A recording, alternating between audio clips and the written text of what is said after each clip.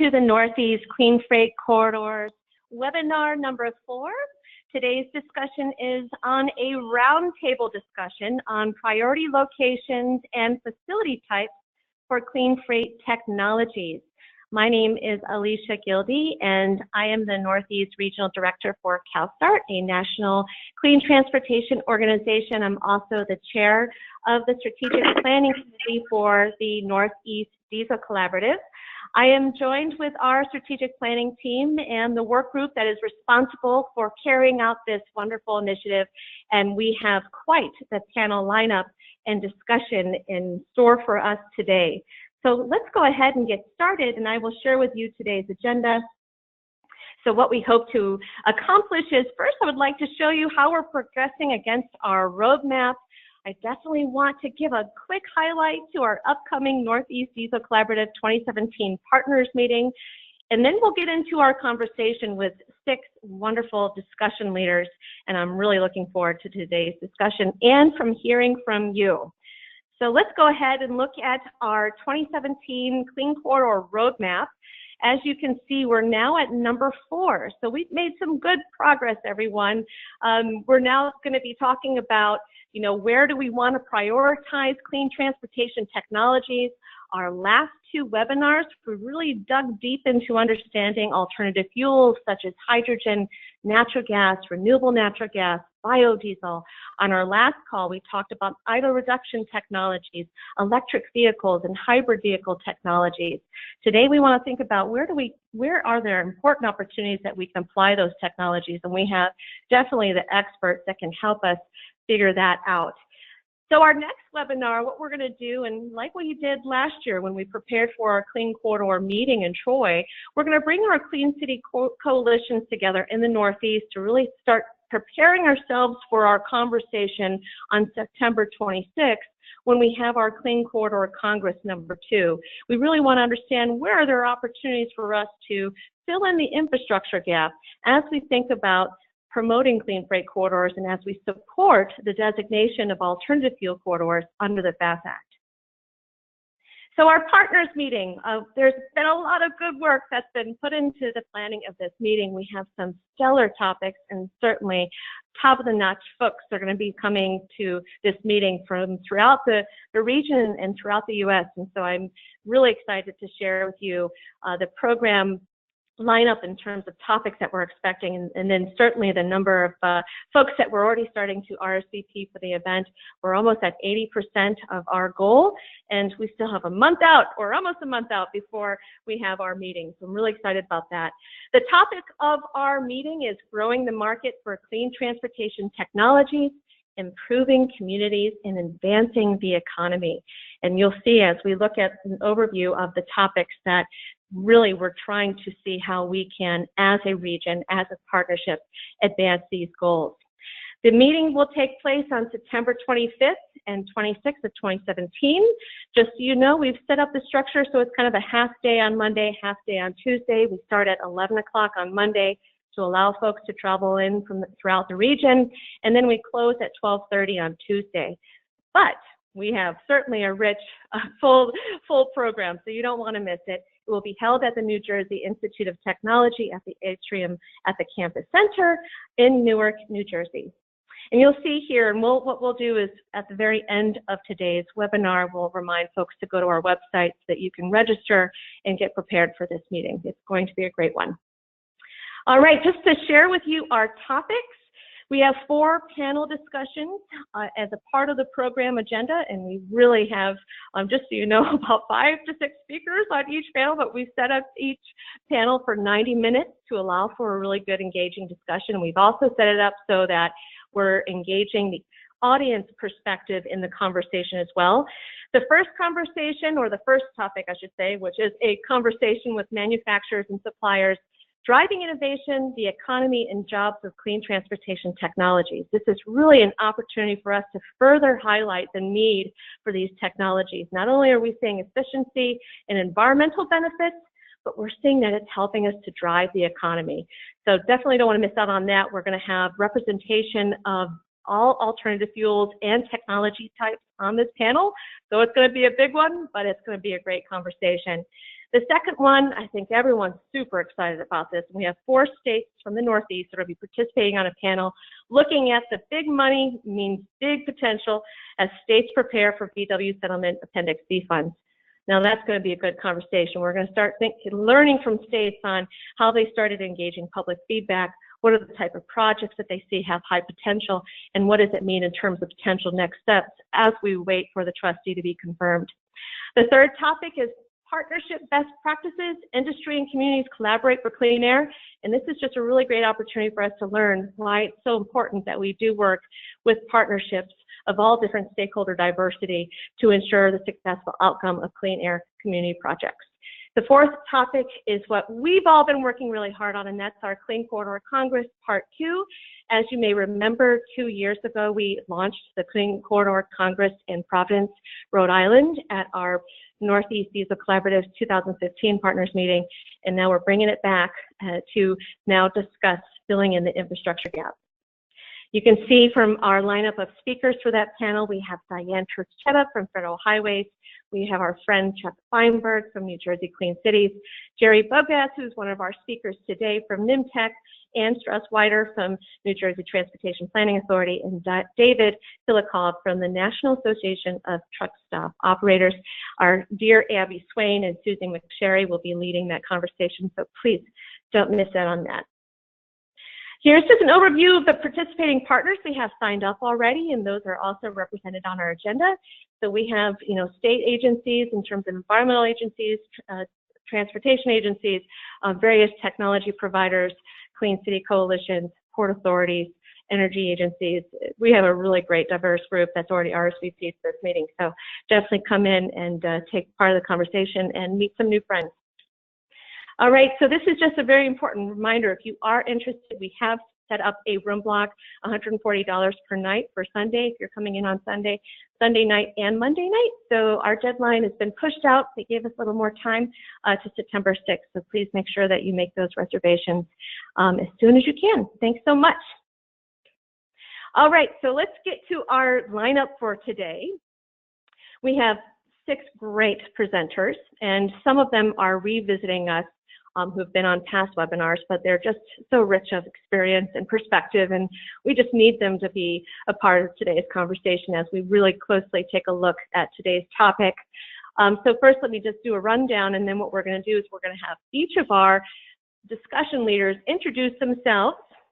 They're going to share their perspective to today's topic, and then they're going to share with us what would they like to see in terms of the outcome of today's conversation. So that'll be about 3 to 5 minutes per person, and then Abby is going to help lead a really good engaging conversation. We have a number of questions that we've lined up, and we'll make sure that we're engaging your good ideas and suggestions and questions to be a part of that conversation. So first we have Gerry Bogacz, who is the Planning Director of NIMTEC. We have Bill Kuttner, who is a Senior Analyst from the Central Transportation Planning, which is a Boston MPO. We have Barry Carr, who is the Coordinator of Central New York Clean Cities. He's also the Regional Manager for Westport System Solutions. We also have Ian Campbell, who is the Environmental Project Manager for Massport. We have our friend Jeff Flumignan, who is the Director of the North Atlantic Gateway Program with the US DOT Maritime Administration. And then we're bringing Linda back from the Argonne National Laboratory. Welcome, everyone. We're so happy to have you. So let's quickly go through the objectives for today's conversation, and then we're going to have our discussion leaders introduce themselves. So first of all, what we want to do is we want to hone in on our best bet locations and facility types for proving the corridor-wide potential of electric, hybrid, alternative fuels, and idle reduction freight technologies. We have demonstrated here, you can see we have different modes of transportation here. We have truck, we have yard truck, we have rail, we have APUs, really trying to see or represent a number of advanced technologies that are out there to help us address freight emission reductions with these really great advanced technologies. Discussion objective number 2, identify potential public and private partnerships to support projects at key locations and facilities and evaluate funding and other resources that can support these projects. Abby, do you want to quickly highlight the good pictures that you included on this slide? Yeah, and just to refer to the previous slide just briefly, the Norfolk Southern locomotive that you see there is getting wayside power to enable the locomotive engine to shut down, and that's a strategy that can work in some yards where there's enough distance between tracks. So what you're seeing on the current slide with the big check, et cetera, this was a Diesel Emission Reduction Act American Recovery grant back in, I guess it was 2009, that enabled TRUs on trailers to be retrofitted with e-TRUs and run on shore power. This is at the Chelsea Produce Market in Chelsea and Everett, Massachusetts, and the Chelsea Collaborative was the grant recipient, and really with MJ Bradley's help did a bang-up job in getting over 100, and I'm not remembering the exact number, trailers that spent a lot of time belching diesel at that facility, switched over to e-TRU and onto shore power, and they worked with the utility, and the utility actually put in a fair amount of contribution pro bono to up the power substation capacity at that location to enable not only that project, but future expansion of e-TRU in the vicinity. Great, thank you, Abby. That's a great success story. So again, we want to find more success story potential out there in terms of other public-private partnerships that can help support this effort, and what are those funding opportunities or resources that we can leverage to help promote these projects. So that's great. Thank you, Abby. All right, discussion objective number 3. We want to prepare for the Northeast Diesel Collaborative 2017 Partners Meeting, and in particular, we want to focus on our panel discussion that we've lined up called Filling in the Infrastructure Gap. What are some takeaways from today's conversation that we can bring to that conversation on the 26th? We could really lean in on your ideas and suggestions, and hopefully we see you at the meeting so you can take part in that discussion. All right, Gerry, I'm going to turn it over to you, my friend. If you can introduce yourself and your perspective, that would be great. Sure. Is the sound level okay, Alicia? You sound great, Gerry. Great. Okay, so Gerry Bogacz, I'm the planning director with the New York Metropolitan Transportation Council, which is the metropolitan planning organization for New York City, suburban Long Island, and 3 counties in the lower Hudson Valley. And happy to be here today. My perspective on this has been since the start, what are the best locations to focus on? Just going back to the original Congress, the idea of clean freight corridors being mainstreamed into the metropolitan planning process, which, among other things, provides access to federal funding and potentially state and local funding, seemed to be an important next step for this overall conversation. We were in the process at NIMTIC of developing a new regional freight plan, which is a requirement under the federal planning regulations. Again, as sort of a blueprint for federal funding and other types of funding. And so it was really a good dovetailing of the work that Alicia and NEDC had been doing with the planning process. This regional freight plan went through a rather lengthy process of involvement and technical advice as well as public involvement. And the genesis of the Clean Corridors portion of this freight plan came from that process. Basically, Alicia and others proposing that clean freight corridors be an element of the plan. And that is, in fact, what happened. Our member agencies accepted that recommendation. And there is a recommendation in the freight plan right now for a Clean Corridors program. But there needs to be additional planning done. The scope of the plan, the regional plan process, was not sufficient to actually identify the best locations for these corridors so that we can strategically focus resources and efforts. So there are next steps. And the next steps really, at this point, I believe, are focused on corridor selection. So the map that's up on the screen now basically shows the universe of potential freight corridors and so forth. Some of them interstate, some of them more localized streets that could be designated for this activity. What are the best set of this? What's the optimal set of links and facilities to focus clean freight corridors activities is really the question. And the next slide, Alicia, shows a plan output. We call this the football helmet, and it really shows the major truck movements in our metropolitan region and northern New Jersey into and out of and through this metropolitan region. And interestingly, it also shows the truck trip purposes, which is important because trucks travel to and through our region for different reasons, and obviously that has to be accounted for as we're selecting what corridors would be best. So, you know, this could be a potential input. There's certainly other inputs into this discussion from the plan itself, and of course there will be further inputs from the upcoming Congress as well as these discussions. Once those corridors have been selected, then resources could be applied, including federal resources, both for infrastructure, and what we're looking to do now is to try to identify planning resources to take this next step of selecting the corridors with public involvement, obviously. And I am proposing in our next work program that an activity to do that. It's not guaranteed that it'll be accepted by our membership, but hopefully it will be, and at that point we can proceed in a systematic fashion to identify not only within the NMTIC planning area, but also within the multi-state metropolitan region, what corridors make the most sense. And then at that point, applying for and applying the resources would be the next step to fill the infrastructure gap. Unfortunately, Alicia, I'm going to have to bail out right at the end of this presentation, but I noticed that there was one question in your discussion guide about how state agencies and MPOs can incentivize the creation of infrastructure related to clean freight corridors. And you know, the main answer to that, I think, is the availability of resources. Also, the ability to bring agencies together around certain corridors, since we are, in fact, councils of agencies. So there is a real opportunity to bring those resources to bear and to allow others to step in and take advantage of them, and to basically produce the types of infrastructures that we want to see in these clean freight corridors. So I think that's probably close to 3 minutes. And I again apologize for having to leave the call, but if there are any quick questions now, I'd be happy to answer them. Otherwise, I hope the discussion goes well this afternoon.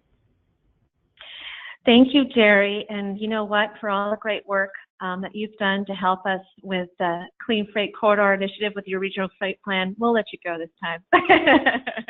No, but thank you so much, Gerry. This is wonderful, and great overview.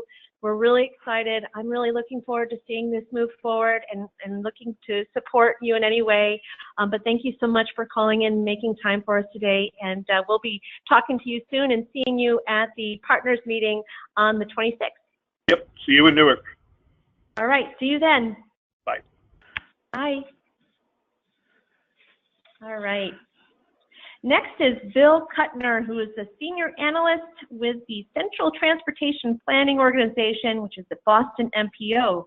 Bill, are you ready? Yes, I am. Can you hear me okay? Yes, you sound great. Okay. All right. So I think Gerry got away. I want to tell him how much I love the football helmet map. You know, I go to meetings and people say, "Where are these trucks coming from and where are they going?" In a word, everywhere. And the football the football helmet map. So you pass it on to Gerry next time you see him. Okay. So okay. Anyways, anyway, Bill Kuttner and I'm with the Central Transportation Planning staff in at the Boston MPO, and I'm the freight program manager, but I also do a number of other projects. But for freight, we're actually very small, geographically small MPO, and we are supposed to look at various freight topics, and a lot of the freight issues are more geographically more extensive. So we're always saying, well, which we look at this, look at that, and about 2 years ago, somebody said, well, parking is truck parking is a problem. Why don't you take a look? And I'll admit I was bit reluctant, but then as I got into it, I found it was a fascinating topic, and I wrote this report. You see that's from the cover page. It was actually delivered about a year ago to our MPO, and I think there'll be a link to it at some point here in your when you wrap things up. But can we go to the map? I love my map. There we go. So when we looked at this, as you see, it's got the entire state of Massachusetts and Connecticut, Rhode Island, and our MPO is actually within there's two beltways. There's a close one in Boston, and there's one a little farther out, Interstate 495, and we're actually basically inside of Route 495. So we are geographically very small. So I understand for the problem of truck parking, you're going to have to look, much further. And the MPO stepped up. They backed me up as I took a much more extensive view at this. And step one, just take your information, put it in a form that it can be visualized, and this we have. And most of our findings can be reflected in this. I'm not going to go through our findings now. We can get to those at a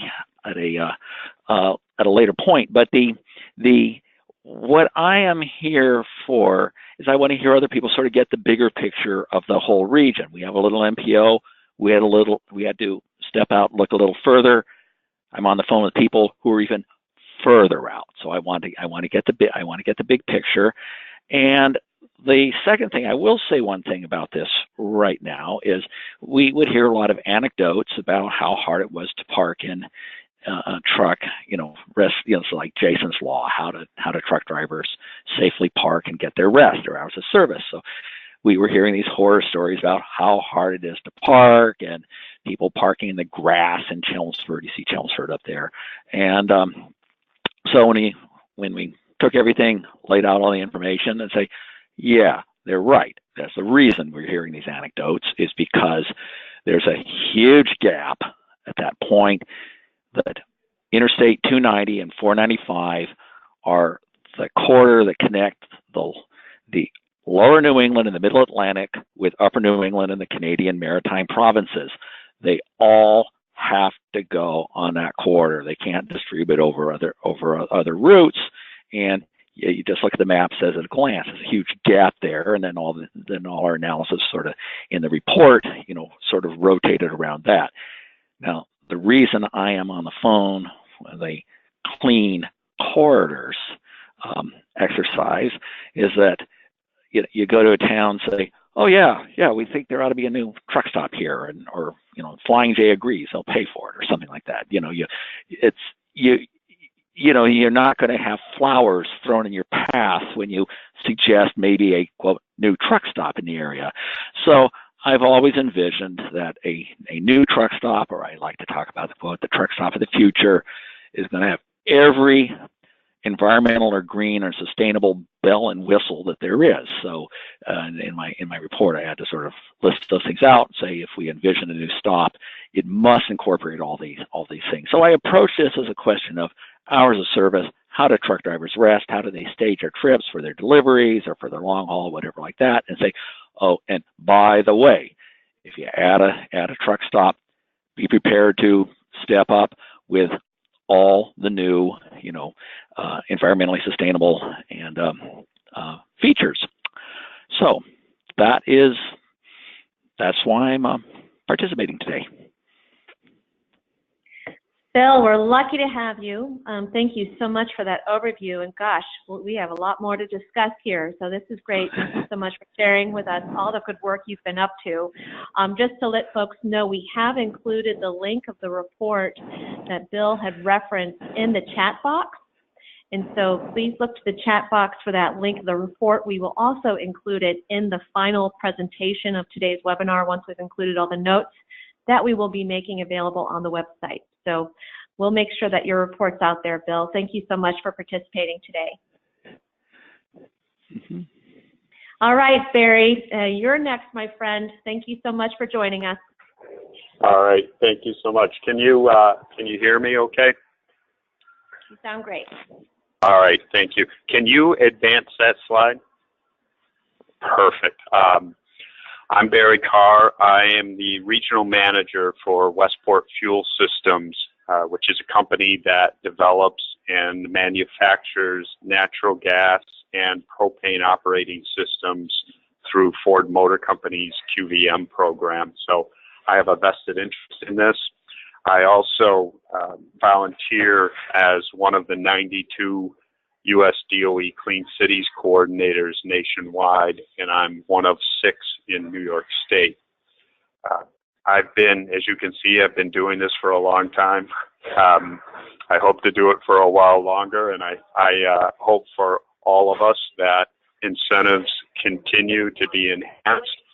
And on the support side, I work closely with industry groups such as NGV America, where I serve on the state and federal government affairs committees, the Northeast Gas Association, where I am the vice chair, and NYSERDA, where I work closely with NYSERDA and other Clean Cities coalitions in New York on EPSE projects, CNG projects, propane projects, hydrogen projects, truck stop electrification, a little bit of everything.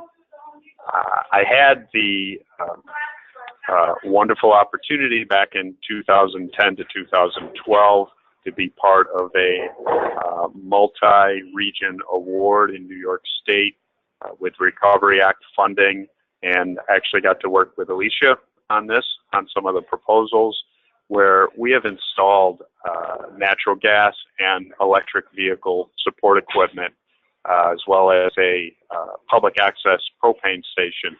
So I've seen this stuff. I know it will work. I am probably the best example of it because I travel these clean corridors constantly. As a matter of fact, Bill, who just spoke, I was slowed down on the Mass Pike at I-90 at Lee because of a lot of construction going on there. Hopefully it includes some improvements. And I am at a truck stop right now on the Massachusetts-New York border. Next slide, please. I think what we need to do as a group is focus on both existing and near-term opportunities that could be at truck stops, it could be at shopping centers, it could be at anything that is adjacent to our major highways. And by major highways, I'm referring to interstates that cross lines. So if it's touching another state, like we have I-90 in upstate New York, that did get designated in the first round. We have I-87 that goes from Canada down to New York City. Part of that got designated in the first round. And I would like to see I-81, which goes from Canada all the way down to Knoxville, Tennessee. I'd like to see us collaborate on that as a group because that is a very heavily traveled trucking route because it's one of the few in the Northeast that doesn't have tolls associated with it. The way we try to do this is by collaboration. We collaborate very well within New York State in the 6 Clean Cities coalitions, and we also collaborate very well with both the Northeast and the Mid-Atlantic Clean Cities coalitions. And personally, I think that it's a wonderful way to get this done because the Clean Cities coalitions have a focus on both public and private fleets. If you indeed are going to establish or upgrade existing alternative fuel infrastructure to handle larger vehicles, it's going to require both private funding and public funding. That public funding could come from potentially DARA funds, potentially Volkswagen EMT funds, and in that role, I have been working in multiple states on becoming part of the Volkswagen EMT funds. 2 weeks ago, we met in New York with the DEC that's going to be handling the funding, the $127 million in New York State. We've met with Connecticut, we've met with Pennsylvania, we've met with New Jersey. And then on the Clean Corridor side, we have met with the New York State DOT in an effort to get additional interstate routes designated in the next application period. I mentioned before, year one designations were I-90, part of I-95 and part of I-87 that were deemed acceptable for EVs as signage ready and for CNG as signage ready, along with one small portion of I-90 in western New York that was deemed LPG propane ready. In the future, we'd like to see I-81, I-86, which formerly was Route 17 in the southern tier of New York State, and I-495, the Long Island Expressway, and I-287, that was in Gerry's football helmet that I also liked. That's a heavily traveled route, and it brings people to both 87 and 95, connecting with the other states. I think the most important thing that we can do is collaborate. I use the term here on my slide, open source. We hear it every day with people developing software. They want open source so people can collaborate. We need to develop open source for alternative fuel infrastructure. Next slide, please. This final slide is my contact information at Westport, my phone, my email. I answer both of them. And then finally, my website for our Clean Cities Coalition based in Syracuse. And I look forward to answering questions and participating later on in the discussion. Thank you for the opportunity. Great, thank you so much, Barry. Wonderful overview, and certainly you do drive those corridors. I know, in fact, that you do. And we are so lucky to have all of your leadership and support to help us, further introduce clean technologies and infrastructure throughout the Northeast. You're a valuable partner. So thank you so much, Barry, for participating today. Next, I would like to introduce, thanks, Barry. Next, I'd like to introduce Ian Campbell, who is the Environmental Project Manager with the Massachusetts Port Authority. Ian, are you there? I'm here. Can you hear me okay? I can. Great. Take it away, Ian. All right, great. Thanks, Alicia. So I come at this with a little bit different perspective than the folks who spoke before me. I also didn't put together any fancy slides for you, which I now regret doing. I was a little busy yesterday, so I didn't get it together.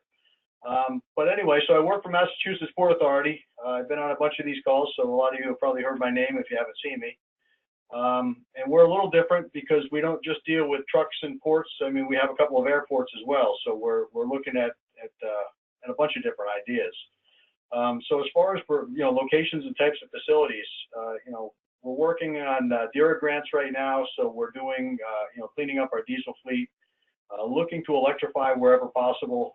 So some of our cargo moving equipment, we're putting up reefer racks at Conley Terminal now. They're going to plug in rather than have generators running all the time.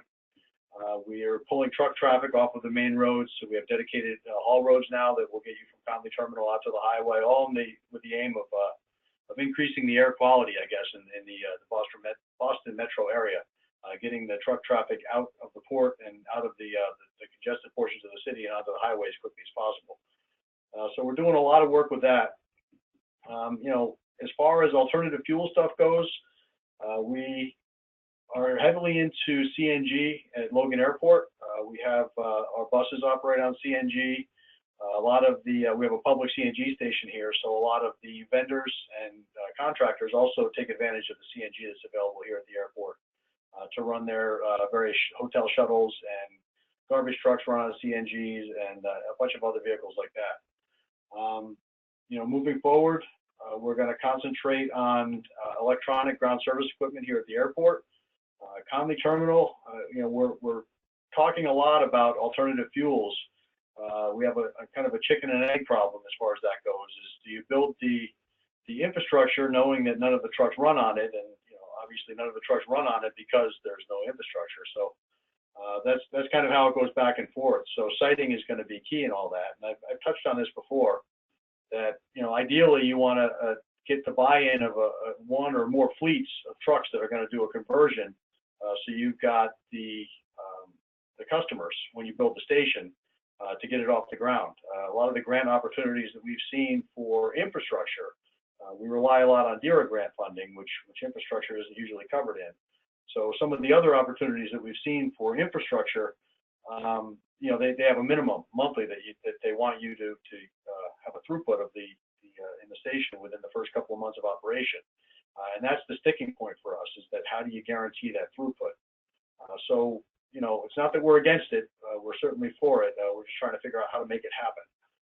But if you found an area that's close proximity to one of our ports that was available for both the trucks hauling into and out of Conley Terminal, as well as local fleets like FedEx or UPS or somewhere else like that, and the general public, you can kind of have a win-win situation. So, we're having a hard time identifying an area like that, but that's ultimately what will be, I think, the best situation for that. As far as objective 2, again, I touched on some of this. I was just saying previously, we do use DERA grant funding. Massport is a public agency or a quasi-government agency, I guess very similar to the Port of New York, New Jersey, the way we're set up. We need to get buy-in from private industry and private fleets, and that's, our size works against us in some senses because we can't always move as quickly as we'd like to on stuff like that. So, the grant opportunities are great. Again, some of the existing opportunities that we've had don't cover infrastructure, and then you wind up with this chicken and egg problem. So, where some of the speakers before me have been focusing on regional problems, or at least larger scale problems, mine are relatively small in scale compared to that. So we have, 3 airports and a seaport that are the primary focus, but they're all right here in Eastern Massachusetts. And we're trying to incrementally make things a little bit better, and working on multiple fronts at the same time to do that. And that's pretty much all I have. I mean, unless anyone has any questions or comments. Ian, I think that's great. No, I think you teed things up really nicely, because we're going to dive deeper into some of those objectives during our discussion. But I think you've provided us with a really nice overview of the landscape that you're working in, and helping us to understand the different initiatives that you are very progressively are implementing, which is great. So no, thank you so much Ian, you just continuously have been a good partner to us, and thanks for being a part of the conversation. Do stand by though, because we're going to have more questions for you once we get into the discussion part. Great, thank you. Thank you. All right, next I would like to introduce Captain Jeff Flumignan, a good friend of the Northeast Clean Freight Corridor Initiative. In fact, Jeff and his team were part of the first Clean Corridor Congress when we introduced it back in 2015. Jeff, we're so happy that you're joining us, and I know that you do have to jump off by 2:55, so take it away, my friend. Let me not take any more time away from you.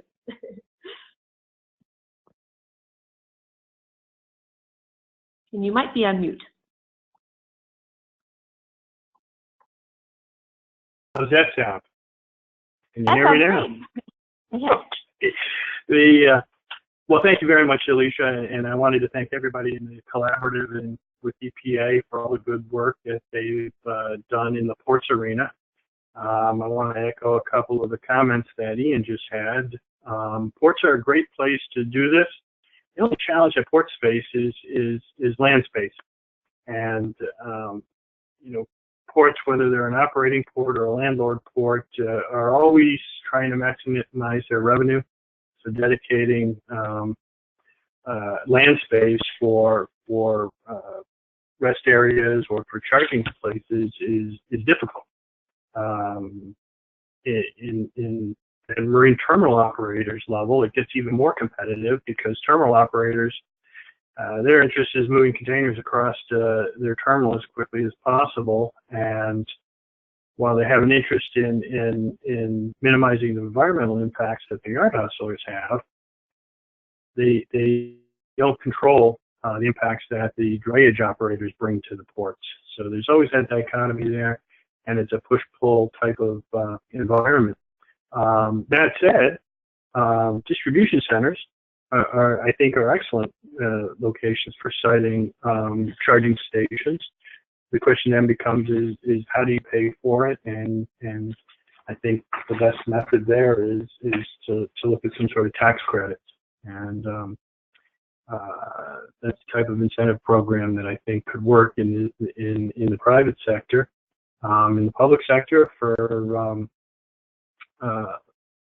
rest areas and trucks parking spaces, then I think that some of the alternative sources of energy, such as solar panels or wind, could provide a less expensive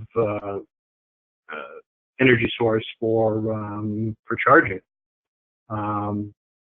We've been working with a number of stakeholders, and I wanted to throw a shout out to Ian about we're entering into discussions with Massport on a fuel cell technology demonstration project, and that hopefully will be kicking off later this fall. And I think that some of the fuel cell technologies that are being developed are also excellent sources of energy for terminals. So leave that at that. I wish I could stick around a bit longer, but I'll take any questions from anybody just in the few minutes that I have left here.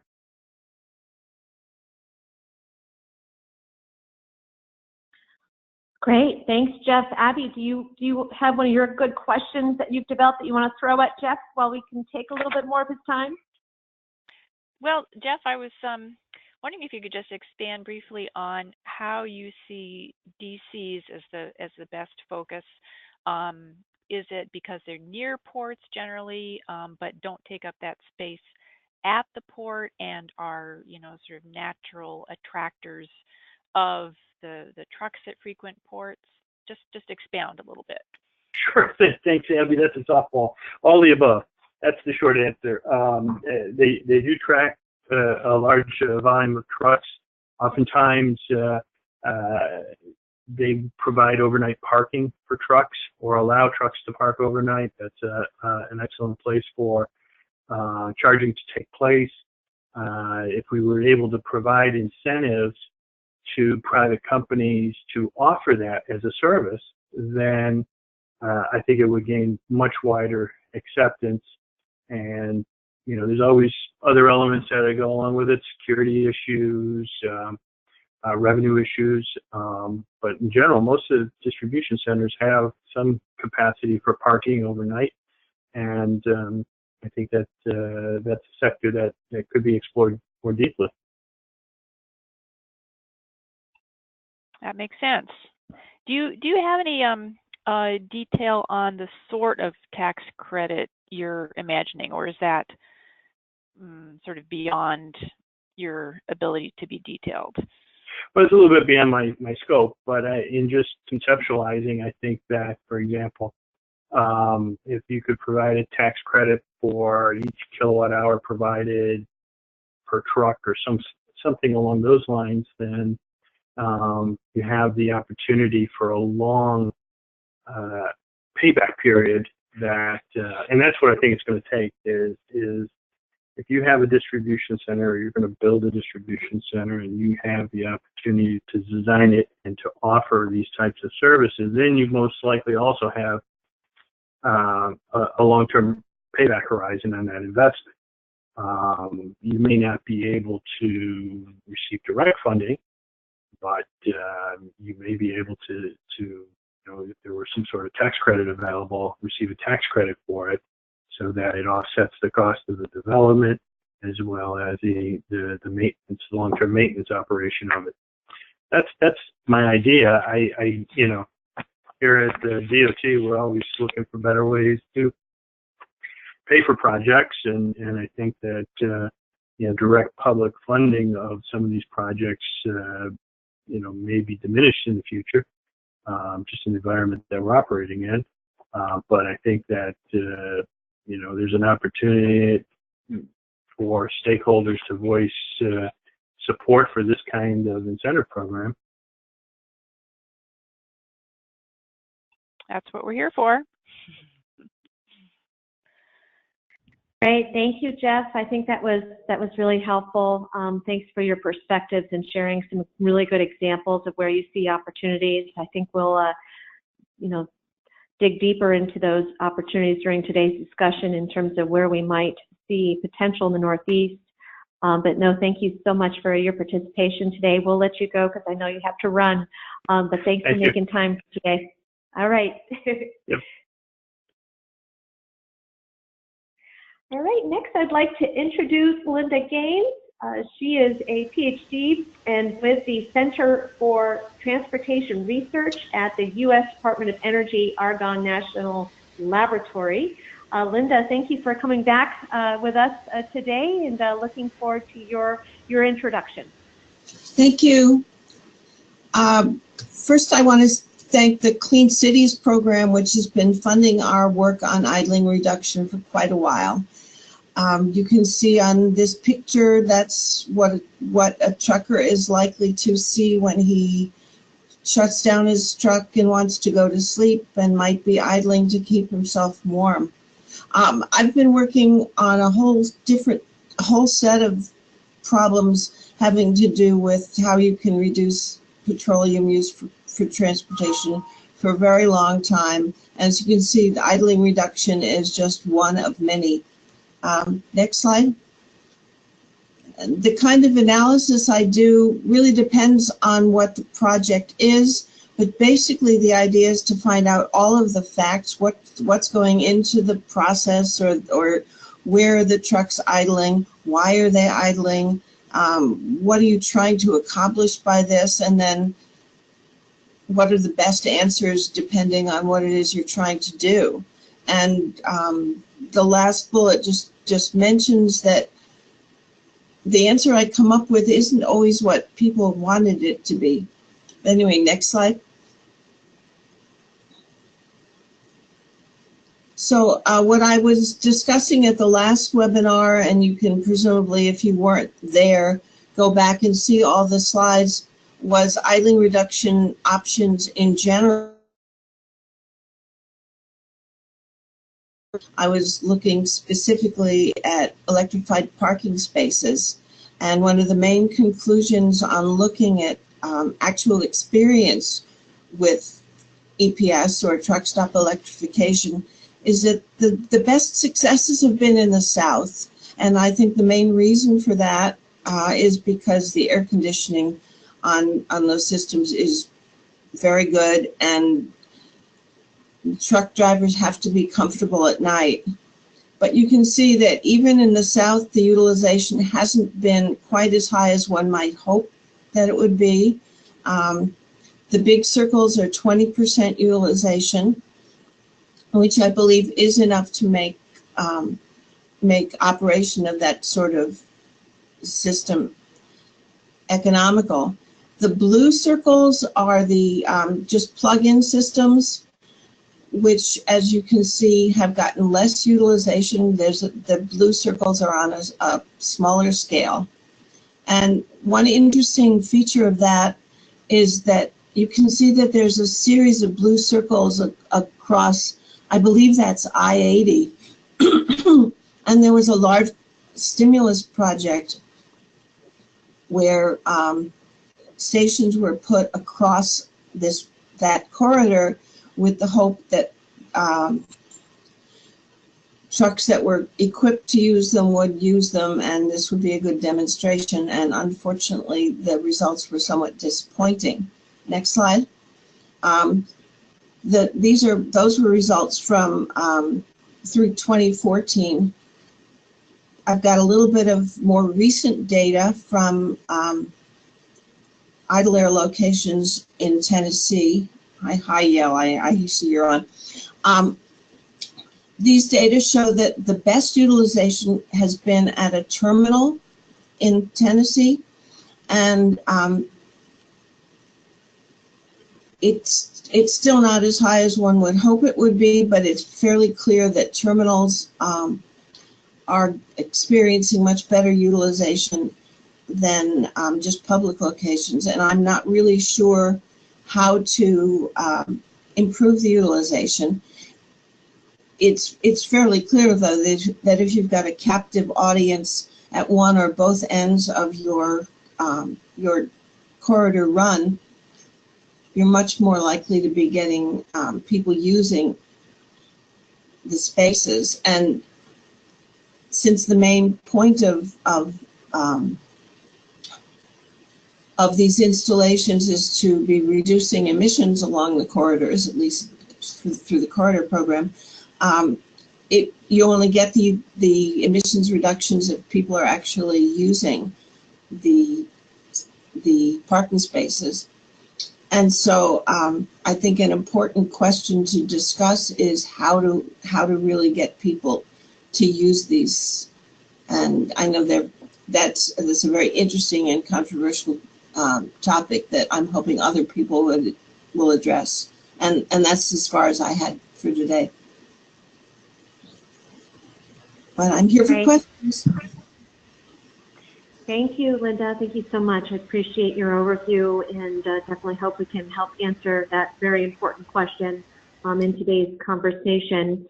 Let me bring us to our next slide here, which is basically I wanted to just remind folks of the great discussion leaders we have on our call today as we prepare to have Abby lead us through some really good discussion questions.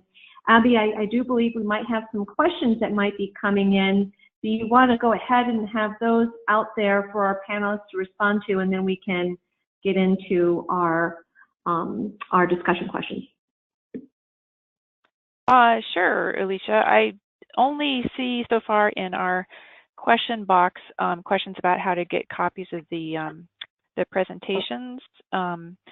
So I think well, that's easy. yeah, that's real easy. We'll definitely post them on the website, and I put up information about where to find that in the chat box. But then if you want to email me, I would be glad to send them to you directly. So you have a couple of options. Okay, well, it's time, I guess, to turn to the thorny questions of how do we make sense of all this. And I think Ian put it well that you just need to try to make incremental progress on some of these big issues. Keep talking to people, like Barry said. Keep networking. Keep making connections to get little experiments going that will blossom into larger ones. But we also have a really interesting opportunity here, even as we speak, because state DOTs are updating their freight strategies, and those updates, I think, are due to Federal Highway in December. And I know, at least from looking at Massachusetts' progress on that they are really serious about looking at truck parking and idle minimization at truck parking. So I think some of the germs of the sorts of ideas that Bill has researched and that we've been pushing as a corridor coalition have sort of begun to sprout and potentially will lead to whole fields of great infrastructure, to mix a metaphor. So we've got some pithy questions here, and I think I'd like to start by just kind of paraphrasing the one that's the third on your screen, which is basically, let's think about our layout in the Northeast, kind of like Bill did for the greater Boston area and the rest of the state, and like others that Gerry did for the New York area. And just think about, okay, where are our freight intensive locations? Where are our ports? Where are intermodal yards? Where are distribution centers, like Jeff was talking about, our industrial parks? Where do we think, just like picking ideas out of our brains and our driving around knowledge like Barry has, where should we really start approaching folks who run those facilities and talking about, okay, let's put you in touch with the fleets that might be ready to use alt fuel electric charging and low or no idle provisions at those facilities. So let's spit out some ideas.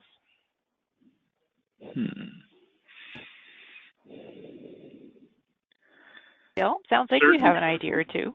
I do. So certainly the ports themselves, and of course in our case with the Port Authority of New York, New Jersey, they also control the airports, and the majority of the airports have some alt fuel infrastructure. They have at a minimum a high-speed fast-fill CNG station.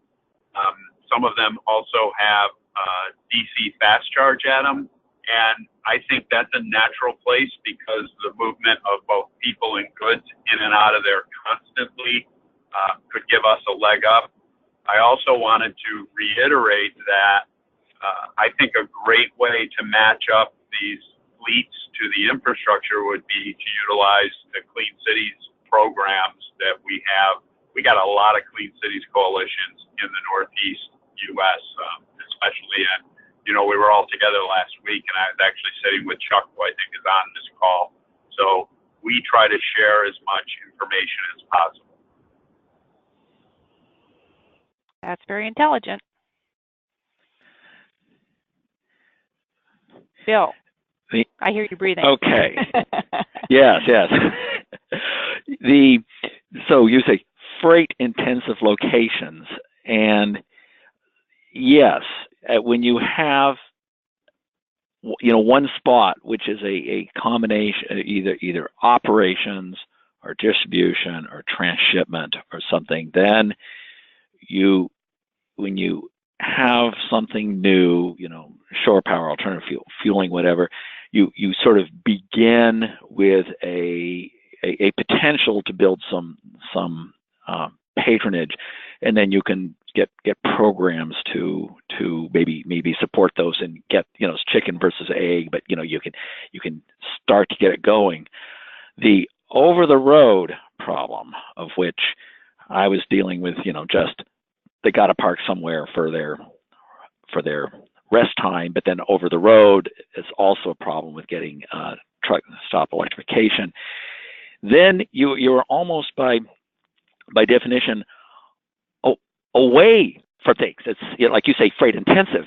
In a sense, you're in the middle of nowhere because truck stops, and I believe Barry Carr is actually at Love's in Barry. Is that true? Are you out at Love's in Chatham? I was, and now I'm on I-90, testing out a clean corridor designation in my truck. Okay. Well, Love's I want to make a point here, is that Love stepped up and just built that. So, and then something's getting built in Chicopee. So where land is cheap, the professional operators like Love's and Flying J will build something. So, and then so if you look at my map, you see all the big truck stops are out in the middle of nowhere.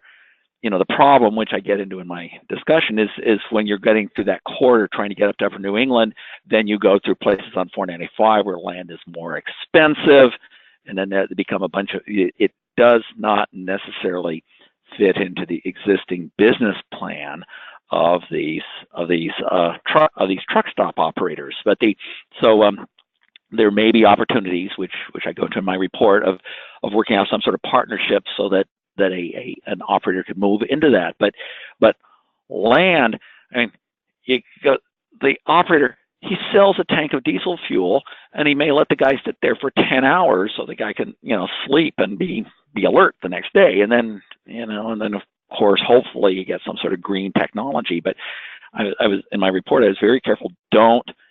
You have to respect the business plan of the truck stop operators, and they've actually been, if the land is cheap, they've actually been quite good at stepping up and doing certain things. And we have sort of a gap in Massachusetts. So you started this discussion about freight intense locations, and I grabbed the line here and flipped it over, and I'm addressing this problem being, quote, out in the middle of nowhere. Now, if you go through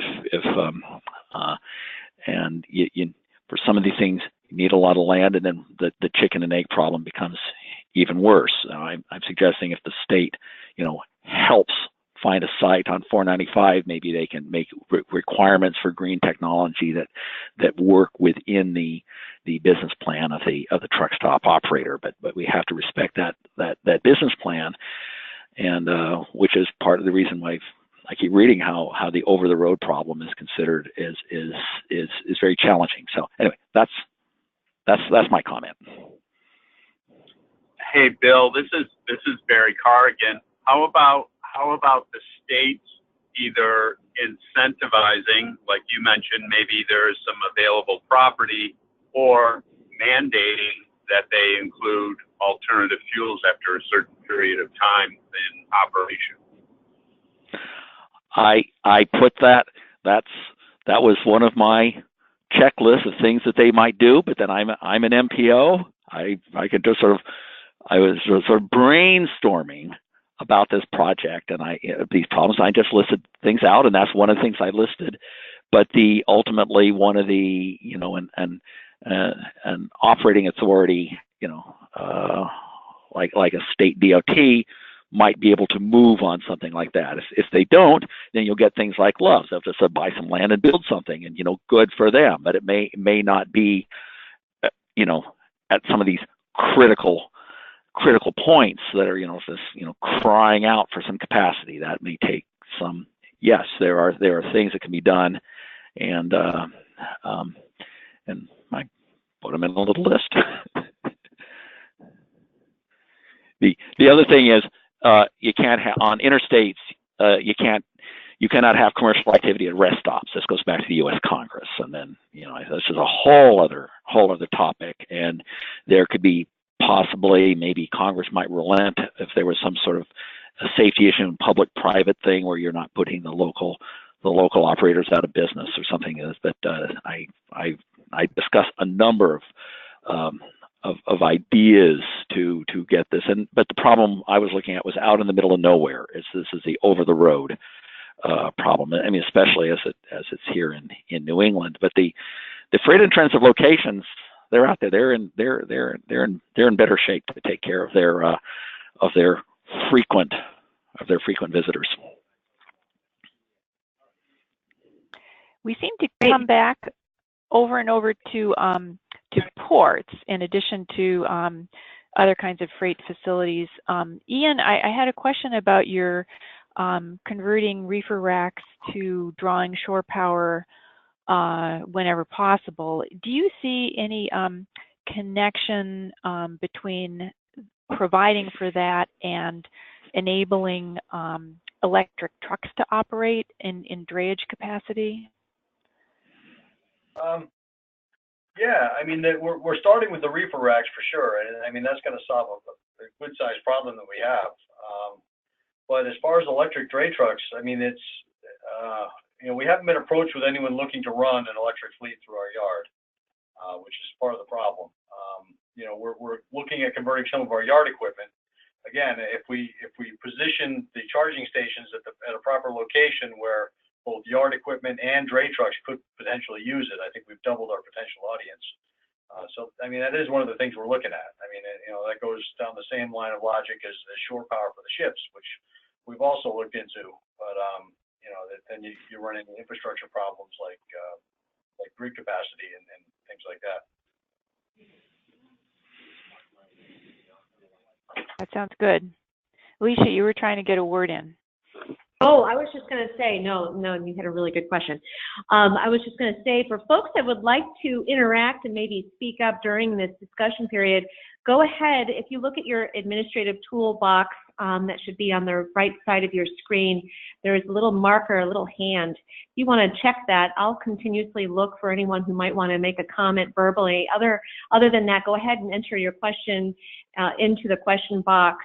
I do see one from Susan relevant to this topic, Susan McSherry from New York City DOT, Abby, and her question to the group is, how could the NEDC be helpful in bringing together terminal operators? Could we focus on those nodes, or should we look more at the stretch of the corridor?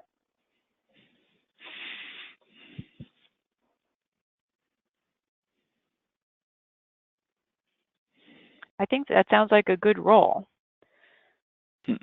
Do like Ian or any other of our experts on the phone have any opinions as to whether we could, well, I guess, yeah, the EPA has their ports initiative too. That's another sort of resource to bring to terminal operators to potentially attract them to the table to talk about these things. Any reactions to Susan's notion? I mean, I'm all for it. I would love to have that discussion, particularly with the EPA. I mean, as far as what we could do, and I guess more importantly, how to fund it and make it a reality. One of the things we're going to try to do at our NEDC partners meeting in September is have that discussion not only about EPA resources, but the VW resources. You know, a lot of the states are still in the mode of soliciting priority ideas from the general public, as well as some of the types of entities they really want to hear from. And we've been beating on the VW drum quite loudly and incessantly for quite a while, not to seem greedy, but because, you know, we don't want these decisions to be made randomly without a lot of input from the freight moving sector. So it could be that might be an avenue for some of this infrastructure to get built. Yeah, we're actively watching the VW funds too. You know, unfortunately, there's as much money as it is.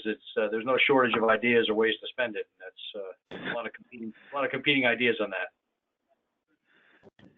Right, and this is Gerry. One thing everybody on this call can do is outreach on the VW settlement to state, local, and regional officials to make certain that they are aware of the choices of truck stop electrification, alternative fuel vehicles, the refrigeration, idle reduction. We have the opportunity to make a big dent in this in the Northeast especially, but we all have to do outreach.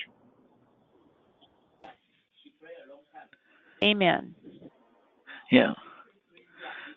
Alicia, should we to move to our next slide? We don't want to exhaust folks on that one slide. I wanted to sort of focus in a little bit about e-truths because in some of our earlier webinars and some discussions that the Ozone Transport Commission has been having with folks who are expert on truck stop electrification and in particular shore power for refrigerated trailers, that has sort of bubbled up as a potential win-win-win-win-win for the Northeast. So, Alicia, why don't you go to the next slide where I've inserted some information that we got from John Thornton. I think some of you have seen similar slides from a prior webinar that John did for this group last year. But these are updated for a presentation that John of Clean Future, which is a very small consulting firm, but very dynamic, gave to the Ozone Transport Commission Mobile Sources Committee's Idle Reduction Work Group in March. He actually wanted to be on this call, but he's on vacation, bless him, with his family, and I told him he was forbidden to call in from vacation. And so he sort of elaborated on these slides by saying, with the truck parking shortage, it's a great opportunity to incorporate electrified truck parking spaces as new truck stops are built as a code requirement, and also to look at parking availability and parking reservations with TSE within reservation systems. Then he did some drilling down as to what the truck population and container or trailer population is in the Ozone Transport Commission area, which is a little bit bigger than the Northeast. It extends down to the Mid-Atlantic. He says that there are about 61,000 refrigerated trailers and 51,000 tractors just registered in the OTC region. But that only covers fleets with 7 or more trailers, and it doesn't count the refrigerated trailers and trucks are registered outside the region but operating within the region. So, so that's a big population, and that sort of count, which underestimates tractor trailers, doesn't even include box trucks, rail cars, and shipping containers. And he thinks that those numbers will grow. So let's look at the next slide. And I'm going through my own. Let's see. Now, are those the same dots? Which dots? The ones that you're seeing on the slide? Yeah, you just had you just changed slides and the coloration changed, but are the dots the same set of dots? I believe so. Hold on, I'm toggling badly. Yeah, I think so. They're the same dots. Yeah.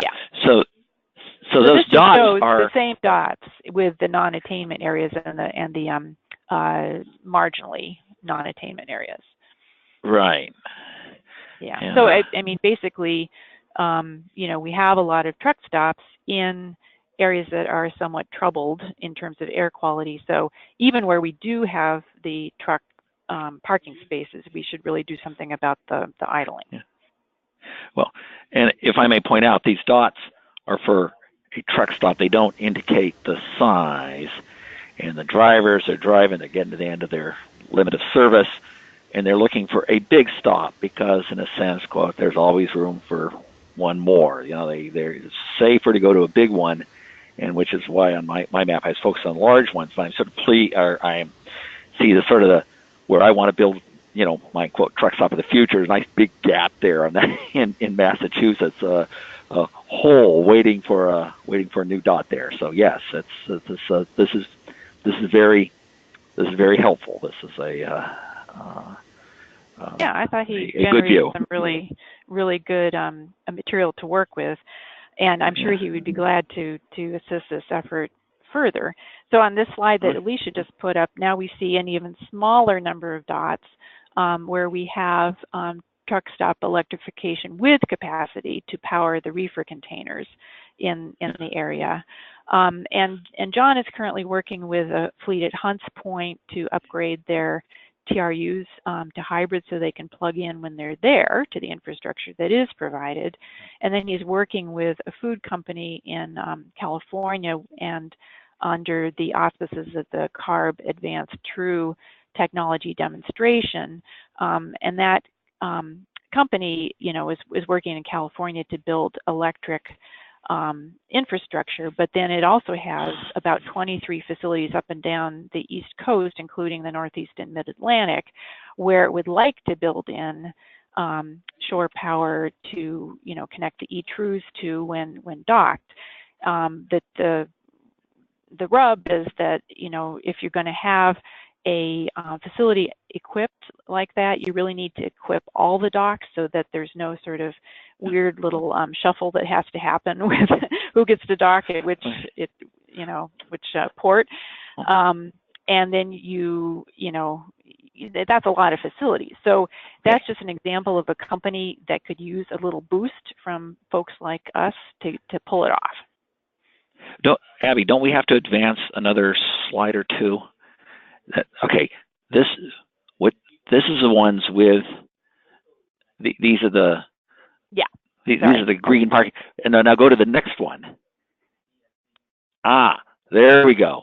Those is the superset of truck stops, and then we see in purple the ones that have the alternative capabilities, the electrified capabilities versus the black ones, which don't. Okay, so this is the. Thank you, Bill. You know my slides better than I do. Well, I printed them all out beforehand, so I'm flipping through these by hand here, and that is the challenge that we're looking at right now, and two challenges. Obviously, we need several. We need capacity and dots. Some of the dots are small, could be made larger, and if the land's cheap, the private sector will do that. And then we want to get a purple component, a portion of more. We get a portion of the electric capabilities into some of the black dots. So that's the problem right in front of us. And then the third piece, to actually get people to use them once they're there.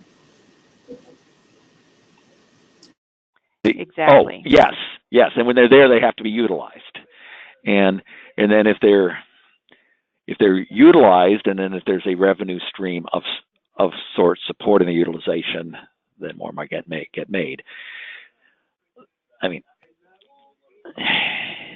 Abby, I'm wondering, so to Linda's question earlier on this is, how do we enhance utilization? How can we encourage our end users to utilize these technologies and see the benefits of them? Yep, that's a perennial challenge. I mean, often the public or the abutters of such facilities call for enforcement. As everyone on the phone probably knows, that's tricky. Definitely, you don't want to be intrusive on a private facility, and you also have to be respectful of just the bare necessity or the raw necessity that truck drivers have to find a place to park, whatever onboard or other capacity they have to use the infrastructure that's there. But there are other mechanisms, surveillance systems. Maybe there's a way to incentivize the operators of the facilities to, ensure that the spaces are used as intended. Yeah. Ooh. Okay. On to the money. So Abby, I just want to note that we have about 11 minutes to our conversation before we close for the day. So let me know how you want to prioritize. If you want to do paying for it or clean corridors, getting ready for our Congress next month. Yeah, I don't know, how much more we can really say today about paying for it. We definitely have to work on that.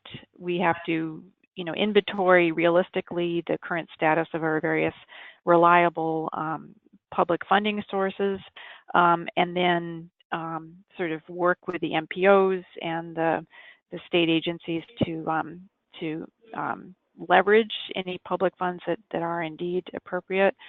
And I think, as Barry has pointed out, the Clean Cities coalitions are a great way to bring together the various public and private interests to talk, very specifically about individual facilities and how different kinds of resources can be combined.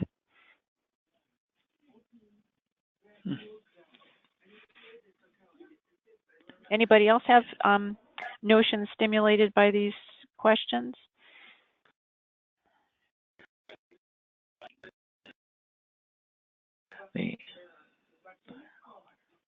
I mean, I guess one thing that I would like folks to be spontaneous about is if they've heard about other collaboration models, just recent ones, nifty ones, that we could maybe mimic, do more of. Yeah. Well, one thing, this is Bill here. One thing I'm curious about is we've talked a little bit about chicken and egg. You build power pedestals, who uses them, and so forth. Utilization. But is there a you pick up the paper, people keep talking about the tipping point to electric cars. Yeah, well, I'm worried. What are the trends towards hybrid TRUs? And because hybrids, they use electricity, they generate their own electricity, or you can plug them in. And apparently it is a technology that can pay for itself even without plugging in, because it's simply a more efficient type of refrigeration unit.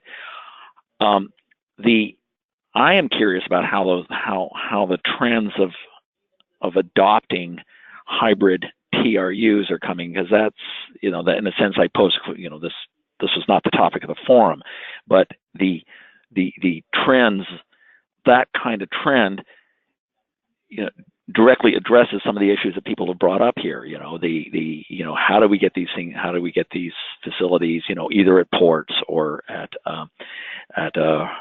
rest areas utilized, and better understanding that, which has had a lot of context. So that's what I'll be looking for the next the next thing I'm glad you mentioned that, Bill, because the fleet that I mentioned earlier has spec'd only hybrid TRUs for all their trailers that they're acquiring. So they're ready to use the infrastructure because their fleet will be equipped. I see Yale. Who are they? And I was not told by John Thornton the company name. Okay. But they're pretty big. Somebody big is standardized. Okay, so I'm sorry, interrupted. Back to what were you saying? Yeah. Alicia, I see Yale Klatt has his hand raised, so I wonder if you could unmute him. Unfortunately, I can't, and I think Yale, can you put in your audio pin, and that will enable you to speak up. Oh, phooey. Did we lose somebody? Nope, we got him. Yale, are you there? Oh, terrific. I'm technologically disadvantaged, even though we're supposedly clean tech. So thanks for having this forum. We look forward to the in-person regroup. To respond to questions about the future of ETRU uptake, we think it's inevitable. We think it's a superior technology, but it's nascent at this point in the long-haul sector. So it's very challenging for us to recover an investment of putting in a high-voltage TSE facility in a public truck stop, because it is so new. So we tend to still focus on main engine idle reduction if we don't have a subsidy that's going to help cover that difference. And one other point I wanted to mention, I tried to weigh in before about challenges, particularly in the north, relates to space scarcity. So it has been a problem in the past if there aren't enough truckers at a truck stop to use the service, but we have the opposite problem in the Northeast, particularly, and we've got a pretty highly utilized site as far as TSE goes in Carney's Point, New Jersey. And what happens is when drivers get off the highways around 4 to 7 p.m., they tend to fill up the lot. And if we're not there to direct the folks that aren't going to use TSE to the other spaces on the lot, so that we can preserve those that can do it, then we basically have a non-user at our space, but worse, an idler, so that they are idling next to someone that's paying for the service, and we have to deal with that as well. So some of the opportunities that we've been looking as far as out of the box are we've had good success at private fleet terminals, where we're dealing with one host and one fleet owner who has better control over the behavior of the drivers.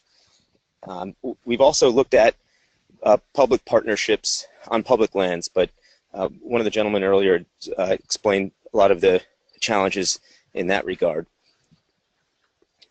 I don't mean to say too much, but those were the burning points that I wanted to make. Okay. Well, this is helpful. I'm here fantasizing about my truck stop of the future on I-495, and I'm taking all this in. I look forward to following up. This is Gerry. Isn't there I was involved in a truck stop electrification project 15 years ago, and one of the biggest failures of it were people who parked in the spots and then wouldn't move when somebody wanted to use it. So doesn't the technology exist now that if a truck pulled into that spot, that it would just sound, if he wasn't set up to use it or not using it, it would just sound an alarm in his vehicle that would be annoying enough to make a move? We deal with a different dynamic, and it depends on the host. So the landlord of the property, we have different arrangements. One balance is, and that we do have some automatic features, but we need everybody to get along. We can't alienate some customers because they're customers of the travel center as well. So one balance that has worked is we're able to ask the driver to move to the extent there's space available elsewhere on the lot, and we often have golf carts where we could show them to another space. That's the most diplomatic we can be about it. At some of the public rest areas, we have more ability to enforce non-idling in the TSE spaces.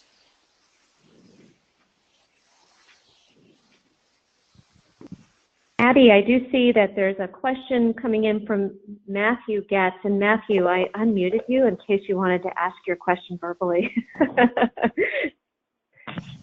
Sure. I guess I was just kind of adding on to this conversation of truck stop electrification opportunities.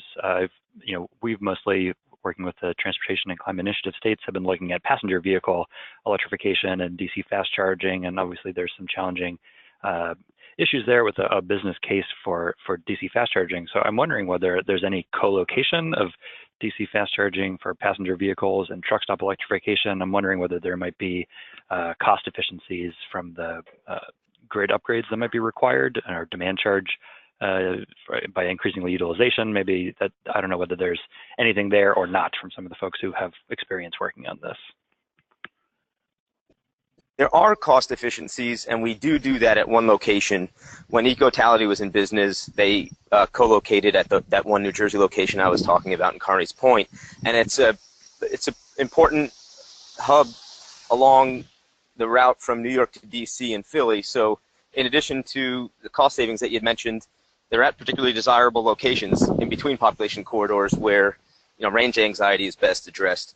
But we'd like to do more of it, and we're in discussions with VW on their zero emission vehicle fund, which is totally separate from what we're talking about, to help deploy their network where there's already electrification at the parking area.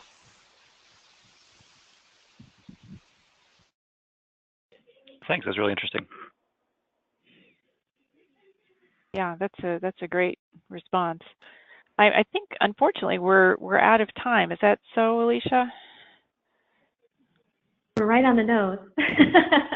So, and yes, I know we often run over, but I don't want to do it to you. We have to save our energies for the weekend and then for the partners meeting. That's right. So Abby, thank you so much for moderating this really good discussion. Thank you so much for all of our discussion leaders that joined us today. Thank you for the good questions that came from our partners that are participating in the webinar today. This has been a valuable discussion. I have some good work to do to make sure I record all the notes from today's discussion. We will be providing the copy of the PowerPoint presentation along with the recorded webinar on our website, the northeastdiesel.org. And then remember to RSVP for the upcoming Northeast Diesel Collaborative 2017 Partners Meeting that will be on September 25th and 26th in Newark, New Jersey. It's going to be a great meeting. Next week, we'll be releasing our agenda with our finalized speakers for each of the panels, and please be looking out for that. But anyway, we look forward to connecting with you again soon. Thank you so much for your partnership, and I hope you all have a wonderful holiday weekend. Thank you, everyone. Everybody. Thank you. Okay. Yeah.